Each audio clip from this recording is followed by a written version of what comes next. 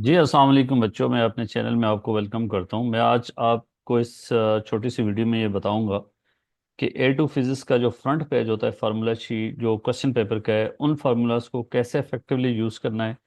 और अगर उन फार्मूला से कोई फार्मूला डराइव करना है पेपर के अंदर, तो कैसे आप करेंगे। तो इसलिए जो है चलें इसको स्टार्ट करते हैं। देखें, सबसे पहले जो फार्मूला आपको गिवन होगा वो है ग्रेविटेशन पोटेंशियल का। ठीक है।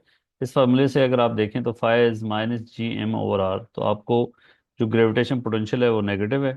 सबसे पहले ये बात समझ आनी चाहिए, इसी फार्मूले से आपको क्लियर है कि जी ग्रेविटेशन पोटेंशियल इज नेगेटिव। ठीक है। दूसरी इंपॉर्टेंट बात है कि अगर इस फार्मूला से इसको आपने वो करना है, इसका ग्राफ स्केच करना है, तो आप आराम से देख सकते हैं कि जी एम का, सॉरी फाई का आर के साथ रिलेशनशिप क्या होगा।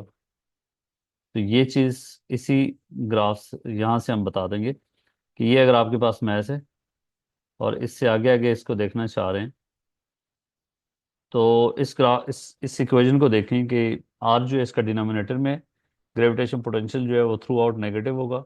और नेगेटिव में इसकी प्लॉटिंग जो होगी वो कैसे होगी, ये नेगेटिव वैल्यू से स्टार्ट होगा। और इसके बाद जो है जैसे जैसे डिस्टेंस इंक्रीज होगा तो आपका पोटेंशियल जो है वो आपका इंक्रीज होता जाएगा। ये जानना इंतहाई ज़रूरी है कि पोटेंशियल जो है वो स्केलर क्वांटिटी होती है। तो यहाँ पे जो पोटेंशियल की वैल्यू है वो ज़्यादा नेगेटिव है। जैसे आगे जाते जाएंगे तो लेस नेगेटिव होती जाएगी, वैल्यू उसकी कम होती जाएगी। तो वैल्यू जो है उसकी इंक्रीज होती जाएगी। सॉरी, यहाँ पे फॉर एग्जांपल -100 है, तो इस पॉइंट पे जो है वो -50 है, तो -50 इज ग्रेटर देन -100। तो एज आर इंक्रीजेस पोटेंशियल जो है ग्रेविटेशन पोटेंशियल इंक्रीज होता है। और इन्फिनिटी पे जो है वो पोटेंशियल आपका जीरो हो जाता है। ठीक है, that is the maximum value. ये एक मैथ से रिलेटेड जो है पोटेंशियल प्लॉट करना होगा तो ऐसे प्लॉट करेंगे। ठीक है। अच्छा जी। सो दूसरी बात, थ्रू आउट नेगेटिव है और मैथ्स के जो है मैथ्स पे डिपेंड करता है और आर पे डिपेंड करता है। दूसरी इंपॉर्टेंट बात कि अगर आप इलेक्ट्रिक पोटेंशियल को देखें तो ये फार्मूला जो है इलेक्ट्रिक पोटेंशियल का है। ठीक है। Electric potential is 1/4 pi epsilon naught Q over R. अगर इन दोनों पोटेंशियल्स के अंदर फर्क देखना हो तो आप देखें कि इधर से ही आपको फ्रंट पेज से ही पता चल जाएगा कि ग्रेविटेशन पोटेंशियल जो है आपके पास हमेशा नेगेटिव होगा। वेर एज इलेक्ट्रिक पोटेंशियल जो है वो इस चार्ज पे डिपेंड करता है। ये चार्ज पॉजिटिव होगा तो पोटेंशियल पॉजिटिव, नेगेटिव होगा तो पोटेंशियल नेगेटिव। तो इलेक्ट्रिक इलेक्ट्रिक पोटेंशियल पॉजिटिव भी हो सकता है, नेगेटिव भी हो सकता है। वेर एज जो ग्रेविटेशन पोटेंशियल है वो हमेशा नेगेटिव होगा। अगर आपने ग्रेविटेशन इलेक्ट्रिक पोटेंशियल को प्लॉट करना है तो चार्ज अगर आपके पास पॉजिटिव है तो फिर कैसा होगा, हम इसकी बात करेंगे। लेट्स से ये आपके पास एक मेटल चार्ज स्फीयर है जिसका चार्ज जो है वो सरफेस पे लाई करते हैं, दैट इज पॉजिटिव। हम ये देखना चाह रहे हैं कि चार्ज अगर इसका पॉजिटिव होगा तो पोटेंशियल कैसा है। तो इस इक्वेशन से देखें, ये डिनोमिनेटर में आ रहा है और throughout it is positive. So आपके पास जो है ये पॉजिटिव होगा और इसका पोटेंशियल जो है वो ऐसे डिक्रीज होता जाएगा। Inside the metal charge sphere, ये मेटल चार्ज स्फीयर के इनसाइड जो है वो पोटेंशियल कांस्टेंट होता है। तो this is important to understand कि पोटेंशियल जो है इसका कैसे वेरी होगा। अगर ये चार्ज आपके पास नेगेटिव होता तो फिर इसका पोटेंशियल कैसा होता। इसी इक्वेशन से आपको पता चल रहा है कि अगर ये माइनस होगा, ये माइनस होगा तो आपका पोटेंशियल जो है वो वी भी माइनस में होगा। तो इस वजह से ये जो है फिर जैसा कि मैंने पहले बताया, that will go in this way. ठीक है।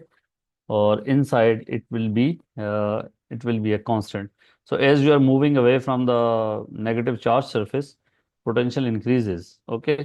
लेकिन पॉजिटिव चार्ज सरफेस से दूर दूर जाते जाएंगे तो पोटेंशियल जो है आपका डिक्रीज होता जाएगा। ये इलेक्ट्रिक पोटेंशियल और ग्रेविटेशन पोटेंशियल में दोनों में फ़र्क यहाँ से पता चल रहा है कि क्या फ़र्क है। दूसरी इंपॉर्टेंट बात बच्चों ये है कि अगर ग्रेविटेशन पोटेंशियल एनर्जी की बात करेंगे तो ये हमेशा नेगेटिव होती है। Whereas electric potential energy की बात करेंगे तो इसमें क्या है कि अगर आपके पास ये दोनों चार्जेस सेम साइन के हों, दोनों पॉजिटिव हों या दोनों नेगेटिव हों, तो ये फैक्टर जो है आपके पास पॉजिटिव में चला जाएगा, इलेक्ट्रिक पोटेंशियल एनर्जी जो है वो आपकी पॉजिटिव होगी। लेकिन अगर एक पॉजिटिव हो दूसरा नेगेटिव हो तो पोटेंशियल एनर्जी नेगेटिव होगी। हम देखना चाह रहे हैं कि पोटेंशियल एनर्जी को अगर हम ग्राफिकली देखना चाहें with R, electric potential energy को और ग्रेविटेशन पोटेंशियल एनर्जी को, तो आर के साथ जो ईपी है, अगर एक मैस को दूसरे मैच से दूर लेके जा रहे हो तो पोटेंशियल एनर्जी जो है वो आपके पास नेगेटिव में है, और इसका ग्राफ जो है ऐसा होगा। आप देख सकते हो the potential energy will increase. ये कैसे पता चल रहा है इंक्रीज? इस जगह पे देखें पोटेंशियल एनर्जी कम है, यहाँ पोटेंशियल एनर्जी ज़्यादा है। ठीक है, आगे जाएंगे और पोटेंशियल एनर्जी और ज़्यादा हो जाएगी, क्योंकि potential energy is a scalar quantity. तो जैसे जैसे यहाँ पे फॉर एग्जाम्पल अगर -100 है, तो इस जगह पे -50 है, तो -50 इज ग्रेटर देन -100। ठीक है, तो ये ग्राफ होगा आपका इलेक्ट्रिक पोटेंशियल एनर्जी का, सॉरी ग्रेविटेशन पोटेंशियल एनर्जी का, जब मैसेज को दूर लेके जा रहे हो। ये एक आपके पास मैस है और ये दूसरा मैस है, तो इनको दूर लेके जा रहे हो तो पोटेंशियल एनर्जी इंक्रीज होगी, और जब करीब आएंगे तो पोटेंशियल एनर्जी जो है वो डिक्रीज होगी। ठीक है, this is important to understand. Whereas अगर आप इसको देखें,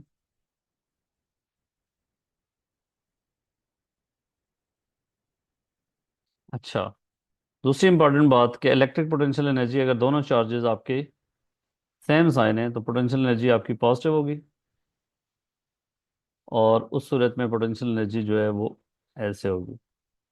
इफ क्यू और small Q they are same sign, they have same sign, मतलब बोथ आर पॉजिटिव और बोथ आर नेगेटिव, तो इलेक्ट्रिक पोटेंशियल जो है वो आपकी एनर्जी क्या होगी? दूर लेके जाएंगे उनको, तो आपके पास इलेक्ट्रिक पोटेंशियल एनर्जी डिक्रीज होगी। जाहिर है अगर सेम साइन है तो सेम साइन का मतलब ये है कि ये पॉजिटिव है ये भी पॉजिटिव है, तो इनको दूर लेके आप जाएंगे तो क्या होगा कि इनकी पोटेंशियल एनर्जी डिक्रीज होगी, वेयर एज ये करीब आएंगे तो पोटेंशियल एनर्जी क्या होगी? इंक्रीज होगी। ठीक है, तो जाहिर है इनमें सेम साइन है तो रिपल्सिव फोर्स होगी। ठीक है, और अगर आप फोर्स की डायरेक्शन में लेके जाते हैं तो पोटेंशियल एनर्जी जो है हमेशा डिक्रीज होती है, और फोर्स की डायरेक्शन के अगेंस्ट लेके जाते हैं तो हमेशा पोटेंशियल एनर्जी जो है वो आपकी इंक्रीज होती है। ठीक है, ये एक फ़र्क यहाँ पे दोनों में, और दोनों का डिफरेंस और सिमिलरिटी हमने डिस्कस कर ली। अगर अगर दोनों चार्जेस जो हैं वो डिफरेंट होंगे तो पोटेंशियल एनर्जी का ग्राफ आएगा तो वो इस तरह जो है वो नेगेटिव में होगा। E P versus R, R is the distance between these two charges जो कि इंक्रीज होता जा रहा है।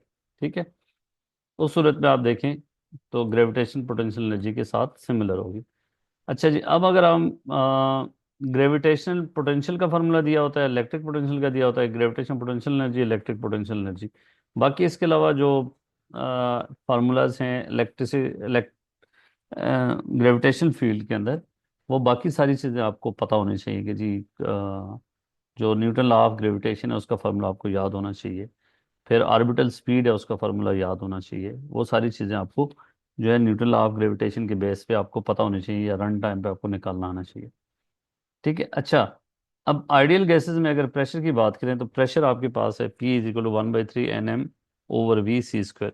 ये आपको इससे देख के पता चलना चाहिए कि ये N क्या है? Total number of molecules, M mass of one molecule, V volume of the gas, और c² ये जो सिंबल है that is mean square speed, this is mean square speed. तो इस इक्वेशन से हम जो है वो अगर कहा जाता है कि average kinetic energy of single molecule drive करनी हो तो आप इधर से निकाल सकते हैं। आप देखें इस V को उठा के यहाँ पे ले जाएं तो आपके पास होगी PV = NM/3 c²। और आपको ये आइडियल गैस इक्वेशन पता होनी चाहिए, PV = N/kT। तो इस PV की जगह ये डाल दें N/kT, this is equal to NM/c²/3, तो ये NN कैंसिल हो गया। KT = MC²/3। मुझे मीन काइनेटिक एनर्जी चाहिए तो मैं इस 3 को उठा के इधर ले आऊंगा।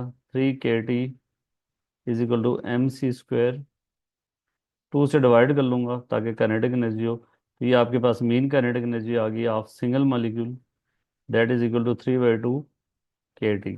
तो आपसे पूछता है कि जी टेम्परेचर को, एब्सोल्यूट टेम्परेचर की वैल्यू इंक्रीज करें तो mean kinetic energy of single molecule पे क्या फ़र्क पड़ेगा। और अगर मीन काइनेटिक एनर्जी का टेम्परेचर के साथ ग्राफ की बात करें तो ये भी पता होना चाहिए कि इसके साथ स्ट्रेट लाइन है। ठीक है, और अगर रूट इसका हाँ, एब्सोलूट जीरो पे मीन काइनेटिक एनर्जी जीरो होगी, और टेम्परेचर बढ़ता जाएगा तो काइनेटिक एनर्जी बढ़ती जाएगी। तो ये इससे यहाँ से ही देखे ये चीज़ पता चलनी चाहिए कि कैसे ड्राइव करते हैं। ठीक हो गया। अगर आप वहाँ पे रन टाइम पे पेपर करते हुए आपको भूल जाते हैं, तो आप फ्रंट पेज भी आपको बहुत ज़्यादा हेल्प कर सकता है डिफरेंट चीज़ों को। आपको लिंक पता होना चाहिए। दूसरा, इसी इक्वेशन से अगर मैं ये एक्सप्रेशन भी अक्सर प्रूव करने के लिए आता है कि एन एम जो है वो टोटल मैस हो जाएगा। N number of molecules, M mass of one molecule, so N into M जो है total mass of the gas divided by volume कर देंगे तो ये डेंसिटी आ जाएगी। तो P is equal to rho by 3 C square. ये यहाँ से ये चीज़ भी प्रूव कर सकते हो। ठीक है। इसके अलावा मीन स्क्वायर स्पीड और रूट मीन स्क्वायर स्पीड की बात करनी हो तो वो भी हम यहाँ से देख सकते हैं कि कैसे टेम्परेचर पे डिपेंड करता है। वही पी वी की इस वॉल्यूम को उठा के दे ले जाएं, तो पी वी की जगह एन के टी डाल दें, Nm/3 C स्क्वायर, ये कैंसिल कर दें इसके साथ, 3 को उठा के दे ले आए, 3 kT/m। So mean square speed of a single molecule is proportional to temperature. अगर दोनों साइड पे स्क्वायर रूट कर दूं 3 kT/m रूट, तो I will get root mean square CRMS speed that is proportional to root of absolute temperature. ये के और M constant है, तो इससे ये बात भी पता चल गई कि एब्सोलूट टेम्परेचर, दो डिफरेंट टेम्परेचर्स पे अगर CRMS की वैल्यू को कंपेयर करना हो तो आप लिख सकते हो CRMS 1/CRMS 2 is equal to T1/T2 under root. तो ये भी क्वेश्चन आता है, सो आपको पता होना चाहिए कि ये इक्वेशन आपके किस काम आ सकती है। मीन काइनेटिक एनर्जी का कंपैरिजन के लिए काम आ सकती है। ठीक है। इसके अलावा जो है उसको फाइंड करने के लिए काम आ सकती है, और बाकी जो है डेंसिटी के फॉर्म में एक्सप्रेशन पुट करना वो काम आ सकती है। अच्छा जी, अब सिंपल हार्मोनिक मोशन की डिफाइनिंग इक्वेशन ये है। ठीक है। इसी इक्वेशन से यहाँ से डिफाइन कर सकते हैं कि एक्सेलरेशन डायरेक्टली प्रोपोर्शनल डिस्प्लेसमेंट के, और नेगेटिव साइन शो कर रहा है कि acceleration is directed towards mean position. तो सिंपल हार्मोनिक मोशन की डेफिनेशन इस इक्वेशन से ही पता चल जाती है। और इस इक्वेशन में की प्लॉटिंग की बात करें तो ये भी यहाँ से पता चलनी चाहिए कि ए और एक्स का जो ग्राफ है, ये देखिए ये नेगेटिव साइन है, एक्स और ए स्ट्रेट लाइन होगा और विद नेगेटिव ग्रेडियंट। तो ये भी पता होना चाहिए कि इसका ग्राफ क्या बनता है, और इसका ग्रेडियंट जो है वो -ω²। तो इसको यूज़ करके आप पहली इक्वेशन को कैसे इफेक्टिवली यूज़ कर सकते हैं वो मैंने आपको बता दी। फिर आपको कोई भी एक्सप्रेशन दिया होगा जनरली, ए इज माइनस, इस बॉक्स के अंदर जो भी चीज़ होगी, तो आपने इस बॉक्स को ω² से कंपेयर करके ओमेगा की वैल्यू निकाल सकते हो। ठीक है। दूसरी इंपॉर्टेंट बात यहाँ पे ये है कि जी वेलोसिटी सिंपल हार्मोनिक मोशन में टाइम के साथ कैसे वेरी होगी, उसका एक्सप्रेशन ये है। ठीक है। कि अगर आप ऑब्जेक्ट का जो है डिस्प्लेसमेंट की ये एक्सप्रेशन ले रहे हो, x0 sine of ω t, object is at mean position at t = 0, तो उसके करस्पॉन्डिंग वेलोसिटी का एक्सप्रेशन ये होगा। तो सिंपल हार्मोनिक मोशन में इस एक्सप्रेशन से हमें पता चल जा रहा है कि अगर हम प्लॉटिंग की बात करें वेलोसिटी को विद रिस्पेक्ट टू टी, तो ये इस तरह का ग्राफ होगा, कॉस के साथ है। इसका एम्पलीट्यूड जो है वो कांस्टेंट होगा, और मैक्सिमम वेलोसिटी जो है यहाँ V0 होगी। This is time period. तो टाइम पीरियड डिस्प्लेसमेंट का और इन इसका वेलोसिटी का सेम ही होगा। ठीक है। किसी भी ग्राफ से हम टाइम पीरियड निकाल सकते हैं। फिर बच्चों आपको ये पता होना चाहिए कि velocity with respect to displacement कैसे वेरी होती है। बहुत इंपॉर्टेंट इक्वेशन है। हम देखना चाहें कि मैक्सिमम वेलोसिटी क्या है, तो जब डिस्प्लेसमेंट की वैल्यू 0 डाल देंगे इस इक्वेशन में, तो मेरे पास वेलोसिटी की वैल्यू होगी ±ω, x0² को इससे काट देंगे तो ±ω x0। तो वी मैक्स वेलोसिटी का मैग्नीट्यूड देखना चाहें तो ω x0 होगा, और ये कहाँ पे होगा, व्हेन x इज 0। तो ये इस इक्वेशन से ही पता चल रहा है कि मीन पोजीशन पे वेलोसिटी मैक्सिमम है, और मैक्सिमम वेलोसिटी ओमेगा और x0 एम्पलीट्यूड पे डिपेंड करती है। ठीक है। जब मैक्सिमम वेलोसिटी आपको निकालना आ गई, तो इस इक्वेशन से आप ये भी बता सकते हो कि वेलोसिटी का डिस्प्लेसमेंट के साथ प्लॉटिंग कैसी होगी। ये डिस्प्लेसमेंट है, ये वेलोसिटी है। तो इसी एक्सप्रेशन से यहाँ से देखें, जब x को मैं ज़ीरो पुट करता हूँ तो वेलोसिटी की value plus omega x not और माइनस ओमेगा एक्स नॉट है। और जब x को एक्स नॉट डाल दूंगा तो ये भी ज़ीरो, ये भी ज़ीरो, नेगेटिव एक्स नॉट पे भी ज़ीरो। सो इसकी प्लॉटिंग की अगर हम बात करें तो हमेशा ये इस तरह आएगा। ये एक्स नॉट है, ये माइनस एक्स नॉट है। This is omega x not, this is minus omega x not. तो ये बच्चों आपको इस ग्राफ से देख के पता चल रहा है कि इसको कैसे प्लॉट करना है, और इसके इस इक्वेशन से देख के यहाँ से बात क्लियरली पता चल रही है। फिर अगर हम इसको देख के इसी एक्सप्रेशन से अगर आपको काइनेटिक एनर्जी की वैल्यू निकालनी हो, तो kinetic energy is half M V square. तो जब इसका स्क्वायर करेंगे तो आपके पास क्या होगा, ओमेगा स्क्वायर, और ये स्क्वायर रूट स्क्वायर से कट जाएगा, x naught square minus x square. तो ये काइनेटिक एनर्जी का एक्सप्रेशन भी यहाँ से इजीली आप वहाँ पे ड्राइव कर सकते हो अगर आपको भूल जाता है x naught square minus x square. तो आप देखें एक्स जीरो पे काइनेटिक एनर्जी मैक्सिमम होगी, और that is equal to 1/2 m omega square x naught square. और ये टोटल एनर्जी के इक्वल भी होता है। जब काइनेटिक एनर्जी मैक्सिमम होती है तो उस वक्त पोटेंशियल एनर्जी जीरो होती है, तो ये काइनेटिक एनर्जी की मैक्सिमम टोटल एनर्जी के इक्वल भी होगा।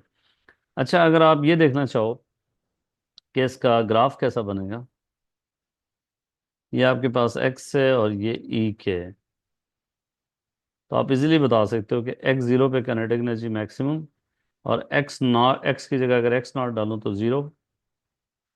ये आपको इस तरह का ग्राफ इजीली वहाँ पे आप ड्रा कर सकते हो कि काइनेटिक एनर्जी कैसे वैल्यू होगी। अगर पोटेंशियल एनर्जी का ग्राफ देखना हो तो जहाँ काइनेटिक एनर्जी, पोटेंशियल एनर्जी की वैल्यू यहाँ से कैसे निकाल सकते हो, आपको ये पता चल गया है कि ई टोटल जो है, ई टोटल का बहुत ज़्यादा सवाल आता है। तो E total is 1/2 m omega square x naught square, जो कि एम्पलीट्यूड पे डिपेंड करती है, ओमेगा पे और मैस पे डिपेंड करती है। तो potential energy half m omega square x square. तो पोटेंशियल एनर्जी को अगर यहाँ पे प्लॉट करूँगा तो ये प्लॉटिंग भी आपसे इजीली हो जाएगी कि ग्राफ को देखें, जब kinetic energy maximum potential zero, जब काइनेटिक जीरो पोटेंशियल मैक्सिमम।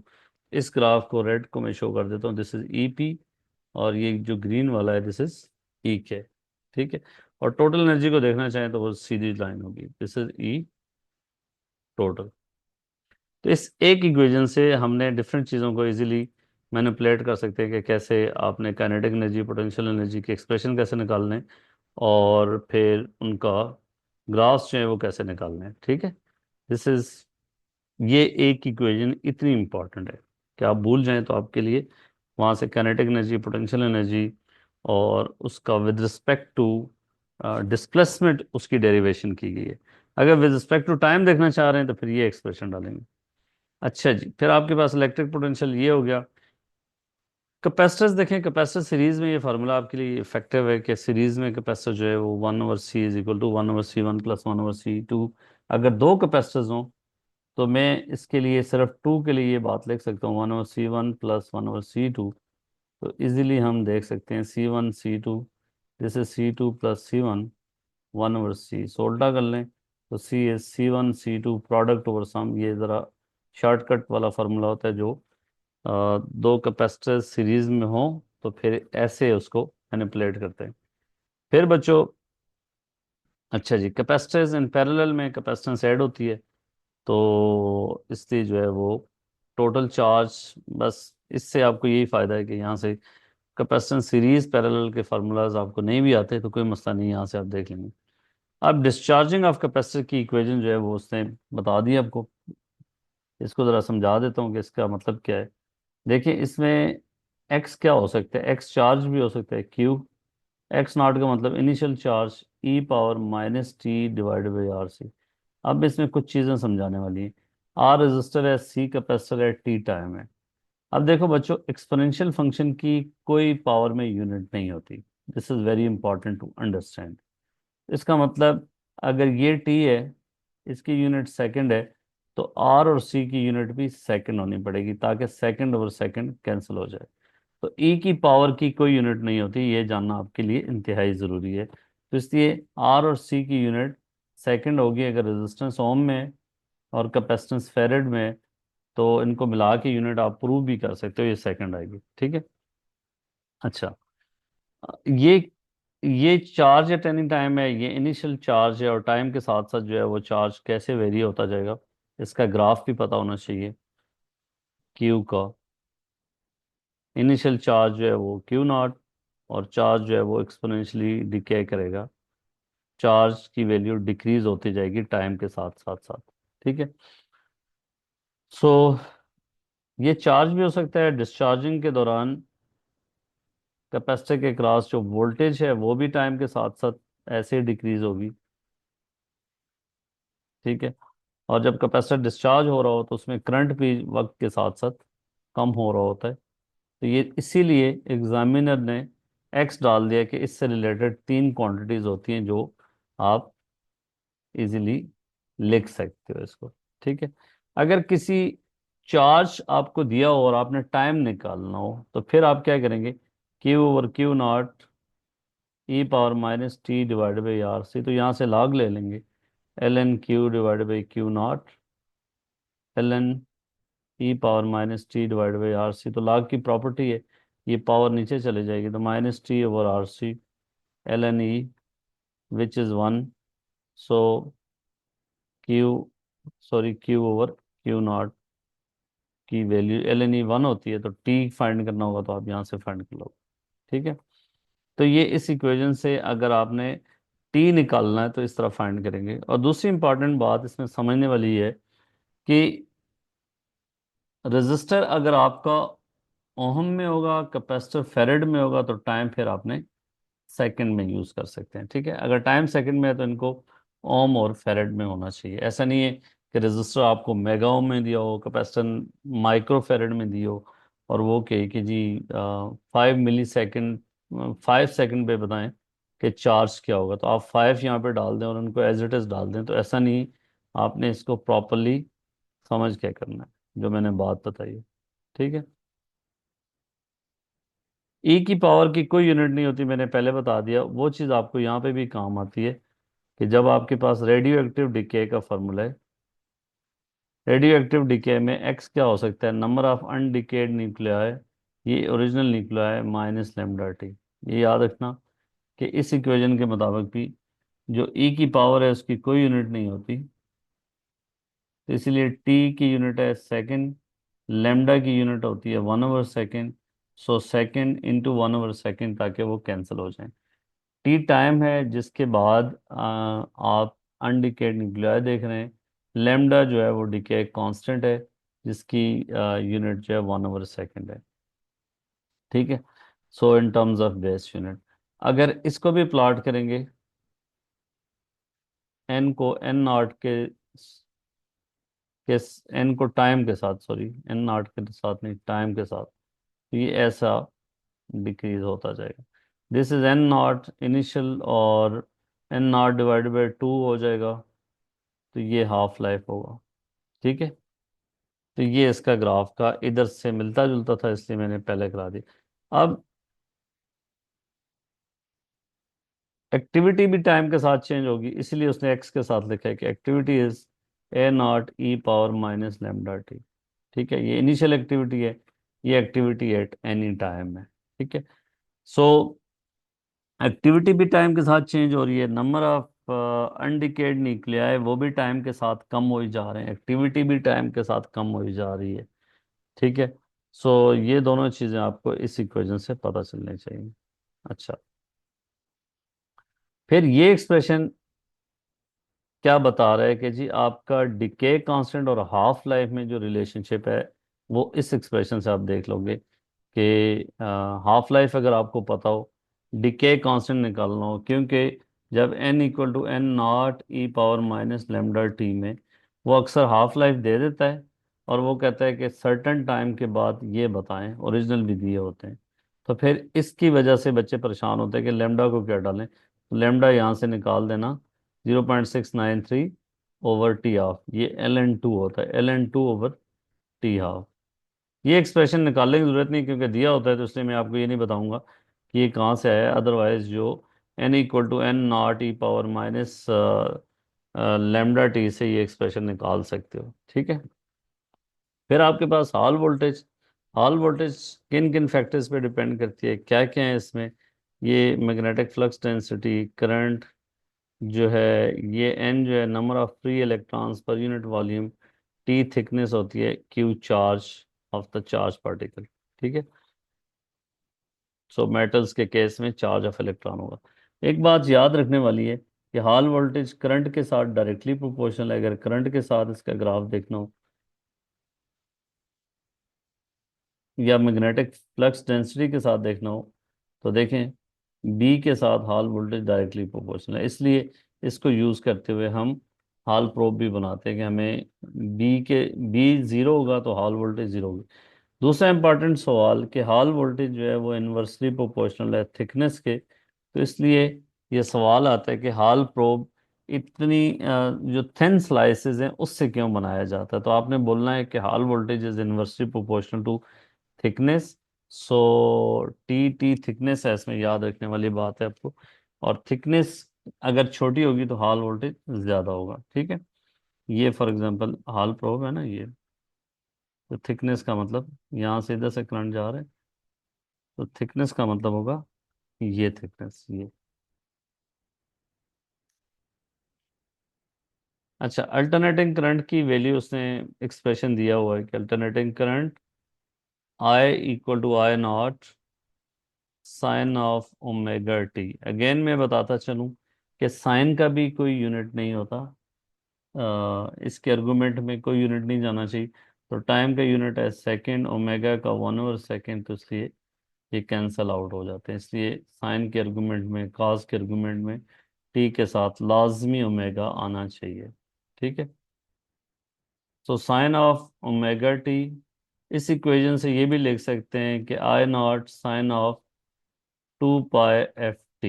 ये समझना इंतहाई ज़रूरी है। ये पीक करंट है, ये करंट एट एनी टाइम है। इसका ग्राफ अगर आप प्लॉट करना चाहें टाइम के साथ आए का, तो ये साइन का ग्राफ होगा, ये वैल्यू I0 होगी, ये नेगेटिव I0 होगी, और ये जो है कैपिटल टी होगा टाइम पीरियड। इससे ये समझें कि इसका अगर एवरेज वैल्यू ऑफ करंट की बात करेगा तो आप इजीली देख सकते हो कि एवरेज वैल्यू ऑफ करंट जो है वो ज़ीरो होगी। लेकिन जब आप स्क्वायर कर देंगे, उसकी एवरेज लेंगे, तो वो ज़ीरो नहीं होगी। तो अब करंट की वैल्यू, वोल्टेज की वैल्यू, दोनों के लिए ये एक्सप्रेशन यूज़ होगा, ठीक है। तो ये फार्मूला आपको अब याद होना पड़ेगा। IRMS साइनोसाइडल करंट के लिए I0/√2, VRMS V0/√2, ये आपको पता होना चाहिए कि ये नहीं गिवन होता, ठीक है। बाकी देखें मैग्नेटिक फील्ड के अंदर सिर्फ एक फार्मूला ये गिवन है। बाकी फार्मूलाज आपने याद रखने हैं। Force on current carrying wire is BIL sine theta, where L is length, I is current and magnetic flux density, और थीटा इज एंगल बिटवीन जो मैग्नेटिक फील्ड, अगर ये मैग्नेटिक फील्ड लाइंस हैं और ये वायर है, तो ये थीटा इस्तेमाल होगा। ये फार्मूलाज आपको याद होने पड़ चाहिए। और फोर्स ऑन चार्ज पार्टिकल क्या होती है उसका फार्मूला भी आपको याद होना चाहिए। QVB sine theta, where Q is charge, V velocity, B magnetic flux density and so on, ठीक है।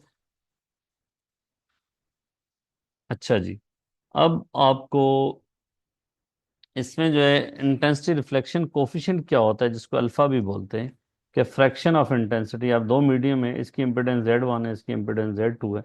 यहाँ से इंटेंसिटी जाके I0 टकरा रही है। जो अंदर जाती है वो आई ट्रांसमिटेड है, जो वापस आती है आई रिफ्लेक्टेड है। तो आई रिफ्लेक्टेड ओवर I0 की जो रेशियो है वो इंटेंसिटी रिफ्लेक्शन कोफिशिएंट है। और ये फार्मूला आपको समझ आना चाहिए कि इसमें Z क्या होता है। Z is basically product of density and speed of sound in that medium. तो चूंकि होल स्क्वायर है, इसलिए फर्क नहीं पड़ता कि आप Z2 - Z1 कर लें या Z1 - Z2 कर लें, ठीक है। इस फार्मूला से आप समझ सकते हैं कि अगर Z1 और Z2 का ज़्यादा होगा डिफरेंस ज़्यादा होगा तो रिफ्लेक्शन कोफिशिएंट जो है वो ज़्यादा होगा। तो इसीलिए इससे यहाँ से ये समझ सकते हैं कि अल्ट्रासाउंड करते हुए जेल क्यों लगाते हैं।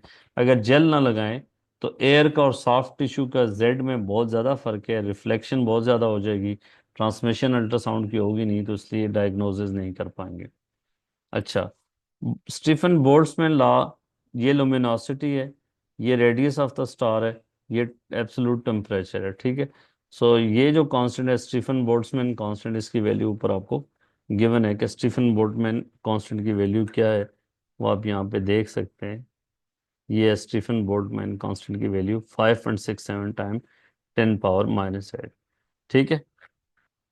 सो इसलिए टी टेम्परेचर है, यहाँ से देखा जा सकता है कि टी के साथ इसका ग्राफ कैसा होगा, लुमिनोसिटी का। टी के साथ, T⁴ के साथ करेंगे तो स्ट्रेट लाइन होगा। टी और टी टी के साथ करेंगे तो ये ग्राफ ऐसा होगा, ठीक है। और T² के साथ करेंगे अगर, तो वो भी क्वाड्रेटिक होगा, थोड़ा सा इस तरह का होगा। बाकी आ, इसमें कोई और फर्क नहीं होगा।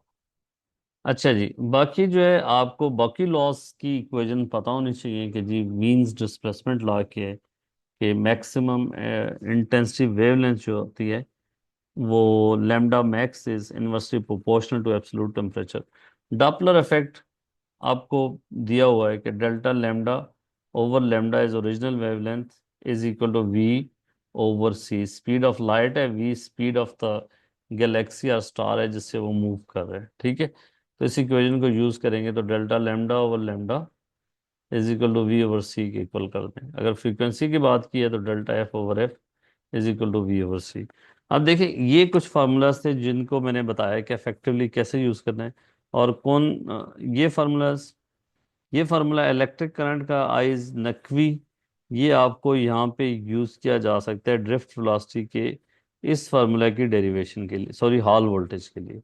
तो हॉल वोल्टेज अक्सर बच्चे भूल जाते हैं कि हॉल वोल्टेज का सवाल है, तो वो पीछे इतना पैनिक होते हैं कि जाके देखते नहीं कि पीछे क्या क्या फार्मूलाज गिवन है, ठीक है। रेजिस्टेंस का कहीं ज़रूरत पड़े, सीरीज पैरेलल का ये है। बाकी ये इक्वेशन ऑफ मोशंस आपको इस्तेमाल करनी पड़ सकती हैं जब आपको यूनिफॉर्म इलेक्ट्रिक फील्ड के अंदर, अगर ये यूनिफॉर्म इलेक्ट्रिक फील्ड है, ये पॉजिटिव है नेगेटिव है, और यहाँ से एक पॉजिटिव चार्ज पार्टिकल एंटर होता है, तो that will follow this type of trajectory. इसके एक्सेलरेशन कांस्टेंट होता है, that means you can use these equation of motions. और अब इसमें बाकी चीज़ें क्या कांस्टेंट कौन कौन से गिवन है वो आप देख लें। यहाँ यूज़ होगा speed of light, charge of electron, और यूनिफाइड एटॉमिक मास यूनिट, ये यूज़ होता है वहाँ पे न्यूक्लियर के अंदर। बाकी mass of proton, Avogadro numbers, ये कुछ कांस्टेंट्स, एप्सिलॉन नॉट की वैल्यू, ये 1/4 पाई एप्सिलॉन नॉट की वैल्यू ये आपने यूज़ करनी है। जैसे अगर आपको charge force between two charges निकालते हैं, 1/4 pi epsilon not Q1 Q2 over R²। तो instead of putting value of epsilon not over air और 4 पाई, तो आप इस पूरे की वैल्यू उठा के ये डाल दें। बाकी सारी चार्ज की वैल्यू कूलम में होना चाहिए, डिस्टेंस की वैल्यू जो है आपके पास मीटर में होनी चाहिए फोर्स निकालने के लिए। तो ये जल्दी जल्दी मैंने बता दिया। अब देखें बाकी ग्रेविटेशन के अंदर क्या क्या चीज़ें नहीं गिवन, वो आपको पता होना चाहिए। क्वांटम फिजिक्स का कोई फार्मूला यहाँ पे नहीं गिवन कि जी एनर्जी ऑफ फोटॉन क्या है, वो आपको याद होनी चाहिए। फोटो इलेक्ट्रिक इफेक्ट की इक्वेशन आपको याद होनी चाहिए, वो चीज़ें यहाँ पे नहीं गिवन। तो इस तरीके से जो है आपने इसको कैसे इफेक्टिवली यूज़ करना है ये मैंने बताना था। आई होप कि आपको समझ आई होगी। चलें, थैंक यू सो मच।